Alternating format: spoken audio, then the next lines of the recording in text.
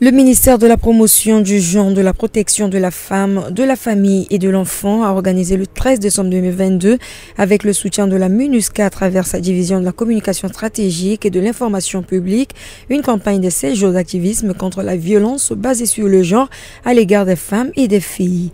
Le thème retenu pour cette année est « Tous unis ».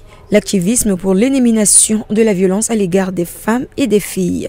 À cette occasion, des leaders communautaires ont échangé sur les différentes stratégies politiques mises en œuvre par le gouvernement centrafricain avec l'appui de la MINUSCA afin de protéger les femmes et les filles victimes des violences basées sur le genre. Sur le plan institutionnel, mis en place au niveau gouvernemental, des structures qui prennent en charge ces femmes survivantes de violences basées sur le genre, notamment la Maison de l'Espoir de Bensvi qui est là, et il y a également les deux centres d'autonomisation socio-économique des femmes et des filles qui se trouvent dans la concession de la mairie du 7e arrondissement et également à Bimbo, dans la concession du ministère de la Promotion du genre.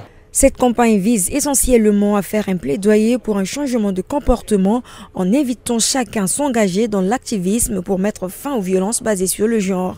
Pour Euphrasine Annette Aniel Yandoka, présidente nationale de l'Association nationale d'appui aux femmes, jeunes filles, mères libres, victimes et aux orphelins victimes de violences sexuelles en situation de détresse, cette session d'échange est la bienvenue. Elle lance un appel pour le soutien des partenaires internationaux. Quant à moi, je suis vraiment satisfait et je remercie MINUSCA de continuer aussi de nous former sur ça aussi et surtout sur les droits des femmes. Parce que nous, les survivants, c'est ce qui nous manque aussi, c'est les droits des femmes. On doit connaître ça pour aller sur le terrain, travailler avec les autres. La résolution 26/05 adoptée en novembre 2021 par le Conseil de sécurité de l'ONU demande à la MINUSCA de renforcer ses activités de prévention de la violence sexuelle et fondée sur le genre, de lutter contre celle-ci. Laure Estella Omissé, chargée de communication de la division de la communication stratégique de l'information publique de la MINUSCA, explique l'importance de la tenue de cette campagne. Ayant été victimes, elles ont des capacités, elles ont de la matière pour pouvoir mieux combattre ces victimes, lutter contre l'impunité à travers les dénonciations. À cause de l'impunité, elles ont la capacité de briser le silence, puisque ayant déjà été victimes, elles ont la capacité d'écoute envers celles qui sont victimes.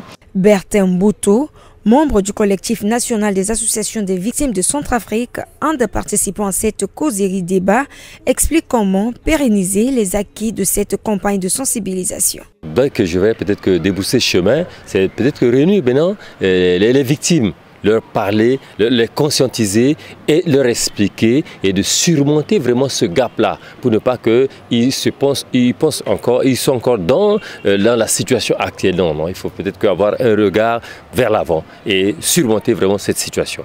Une cinquantaine des leaders des associations des personnes survivantes de violences sexuelles basées sur le genre ont participé à cette campagne. Rappelons que la campagne des 16 jours d'activisme a été lancée officiellement le 25 novembre 2021 à Bangui par le Premier ministre chef du gouvernement Félix Moloa en présence des chefs des institutions nationales et internationales. Des causeries éducatives avaient été organisées dans les 10 arrondissements de la ville de Bangui et dans différentes préfectures de pays.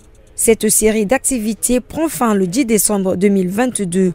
Une autre série d'activités est prévue du 19 au 23 décembre 2022 par l'Association des maires pour la lutte contre les violences basées sur le genre. Organisée avec l'appui de la MINUSCA, ces séances ciblant les chefs de quartier, les leaders religieux et hommes tenus contribuera à renforcer les capacités de ces derniers dans la lutte contre les violences basées sur le genre dans la communauté.